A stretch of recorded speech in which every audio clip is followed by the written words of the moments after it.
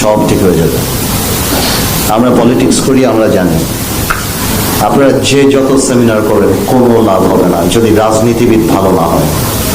আপনাদের এই যত রিপোর্ট, এই যত আক্ষেপ, এই যত কিছু সব এখানেই থাকবে। স্যান্ডউইচ খাবো, কফি খাবো, কিচ্ছু হবে না। If we do not feel that we want change, if we do not feel that our power should be limited, nothing will happen. এবং গত 50 বছর তাই হয়েছে। আপনি আমাদের কনস্টিটিউশন বিশ্বের যে কাউকে দেন, দারুণ কনস্টিটিউশন, কিন্তু কোনো লাভ নেই।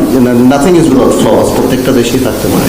কিন্তু আপনি যাই করেন, আমি মনে করি ভালো রাজনীতিবিদ আনার জন্য আপনারা সেমিনার করেন।